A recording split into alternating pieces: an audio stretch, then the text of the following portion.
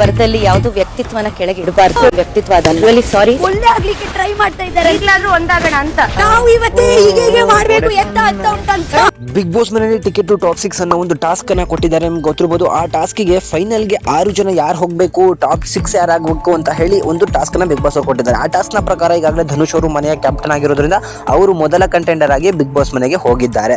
ಆದ್ರೆ ಈಗ ಎರಡನೇ ಟಾಸ್ಕ್ ಅನ್ನ ನಿನ್ನೆ ಗೆದ್ರು. 2 ಟೀಮ್ ಗಳನ್ನಾಗಿ ಮಾಡಿದ್ರು. ಧ್ರುವಂತ್, ಅಶ್ವಿನಿ, ಕಾವ್ಯ ಒಂದು ಟೀಮ್ ಆದ್ರೆ ರಘು, ರಾಶಿಕಾ, ರಕ್ಷಿತಾ ಒಂದು ಟೀಮ್ ಆಗಿದ್ರು. ಆದ್ರೆ ರಘು ಅವರ ಟೀಮ್ ಸೋತ ಕಾರಣ ನನ್ನ ಪ್ರಕಾರ ಈಗ ಬಿಟ್ಟಿರೋ ಪ್ರೋಮೋ ಪ್ರಕಾರ ರಕ್ಷಿತಾ ಅವರನ್ನ ಟಾಪ್ 6 ಇಂದ ಹೊರಗಡೆ ಬಿಸಾಕಲಾಗಿದೆ. ಆದ್ರೆ ಗೆದ್ದಿರುವಂತಹ ಟೀಮ್ ಅಲ್ಲಿ ಧ್ರುವಂತ್, ಅಶ್ವಿನಿ, ಕಾವ್ಯ ಅವರಲ್ಲಿ ಯಾರು ಈಗ ಟಾಪ್ 6 ಗೆ ಆಯ್ಕೆ ಆಗಿದ್ದಾರೆ ಅಂತ ಹೇಳಿ ಕಾದು ನೋಡ್ಬೇಕು. ಐ ಗೆಸ್ ಕಾವ್ಯ ಅವರು ಟಾಪ್ 6 ಗೆ ಹೋಗಿರುವಂತಹ ಚಾನ್ಸಸ್ ಗಳು ಇದೆ. ನೋಡಿದ್ರ ಕಾವ್ಯ ಈಗಾಗಲೇ ಟಾಪ್ 6 ಗೆ ಹೋದ್ರು. ಗಿಲ್ಲಿ ಇನ್ನು ಟಾಪ್ 6 ಇಂದ ಹೊರಗಡೆ ಬಿದ್ದಿದ್ದಾನೆ. ಇದೇ ಈಗ ಹೊಡಿತಿರುವಂತಹ ಏಟು ಅಂದ್ರೆ, ಯಾಕಂದ್ರೆ ಗಿಲ್ಲಿ ವೋಟ್ ಬೀಳ್ಬೇಕಂದ್ರೆ ಕಾವ್ಯ ಹೊರಗಡೆ ಹೋಗಿದ್ರೆ ಕಾವ್ಯನ್ ಫ್ಯಾನ್ಸ್, ಗಿಲ್ಲಿ ಫ್ಯಾನ್ಸ್ ಇಬ್ರು ಕೂಡ ಗಿಲ್ಲಿಗೆ ವೋಟ್ ಹಾಕ್ತಿದ್ರು.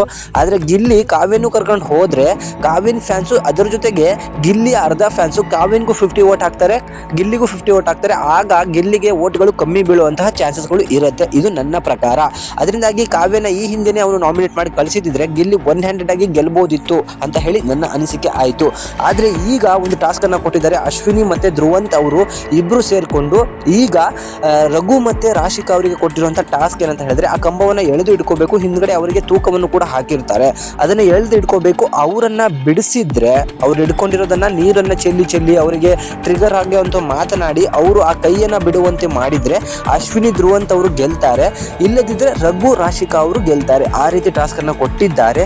ಅದರಲ್ಲಿ ಯಾರು ಗೆಲ್ತಾರೆ ಅಂತ ಹೇಳಿ ಕಾದು ನೋಡ್ಬೇಕು. ಯಾಕಂದ್ರೆ ಈ ಟಾಸ್ಕ್ ಅನ್ನ ಆಡ್ತಿರೋದು ರಘು ಮತ್ತೆ ರಾಶಿಕಾ ಆಗಿರ್ಬೋದು. ಬಟ್ ಇದನ್ನ ಬಿಡಿಸುವಂತ ಪ್ರಯತ್ನ ಮಾಡ್ತಿರೋದು ಅಶ್ವಿನಿ ಮತ್ತೆ ಧ್ರುವಂತ್ ಆಗಿರ್ಬೋದು. ಬಟ್ ಇಲ್ಲಿ ಜಗಳ ಆಡ್ತಿರೋದು ರಕ್ಷಿತಾ ಮತ್ತೆ ಅಶ್ವಿನಿ ಅವರು. ಯಾಕಂದ್ರೆ ಅಶ್ವಿನಿ ಅವರು ಹೇಳ್ತಾರೆ ಈ ಸಂದರ್ಭದಲ್ಲಿ, ನಾನು ನಿಮಗೆ ಟ್ರಿಗರ್ ಮಾಡ್ಲಿಕ್ಕೆ ಇಷ್ಟ ಇಲ್ಲ. ಯಾಕಂತ ಹೇಳಿದ್ರೆ ನಾನು ಈಗಾಗಲೇ ಮುಗ್ಸಕ್ ಬಂದಿರೋ ಕಾರಣದಿಂದಾಗಿ ಒಳ್ಳೆಯವಳಾಗಿ ಅಥವಾ ಎಲ್ಲೋ ಜೋಡಿಯಾಗಿ ಹೋಗೋಣ ಅಂತ ಹೇಳಿದಾಗ ಅಲ್ಲೇ ಇದ್ದಂತಹ ರಕ್ಷಿತಾ ಅವ್ರು ಹೇಳ್ತಾರೆ, ಓ ಮೊದಲನೇ ವಾರದಿಂದ ಟ್ರಿಗರ್ ಮಾಡ್ತಿದ್ದವರು ಈಗ ಮಾಡಲ್ಲ ಅಂತ ಹೇಳ್ತಿದ್ದಾರೆ. ಇವರು ಒಂದೇ ಒಂದು ವಾರದಲ್ಲಿ ಚೇಂಜ್ ಆಗ್ಬಿಟ್ರ, ಇದಾಗ್ಬಿಟ್ರ ಅಂತ ಹೇಳಿ ಬಿಲ್ಡಪ್ ಗಳನ್ನ ಕೊಡ್ತಾ ಇದ್ದಾರೆ. ಏನೇ ಹೇಳಿ ಗಿಲ್ಲಿ ಮತ್ತೆ ರಕ್ಷಿತಾ ಮನೆಯಲ್ಲಿ ಕೇವಲ ಅವ್ರಿವ್ರನ್ನ ಜಗಳ ಆಡ್ಕೊಂಡ್ರೆ ಫೈನಲ್ ತನಕ ಬಂದ್ರೆ ಹೊರತು ಟಾಸ್ಕ್ ಅಲ್ಲಿ ತಮ್ಮ ತಾಕತ್ತನ್ನ ತೋರಿಸೋದ್ರಲ್ಲಿ ಎಲ್ಲೋ ಹಿಂದೆ ಉಳಿದ್ಬಿಟ್ರು ಅಂತ ಹೇಳಿ ನನಗೆ ಅನ್ನಿಸ್ತು.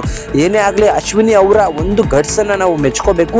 ಗಿಲ್ಲಿಯ ಫ್ಯಾನ್ ಬೇಸ್ ಅನ್ನ ನೋಡ್ತಾ ಇದ್ರೆ ಅಶ್ವಿನಿ, ಗಿಲ್ಲಿ ಟಾಪ್ 2 ಗೆ ಬರೋದ್ರಲ್ಲಿ ಗ್ಯಾರಂಟಿ ಇದೆ. ಬಟ್ ಟಾಪ್ 6 ಇಂದ ಹೊರಗಡೆ ಬಂದಿದ್ದಾರೆ.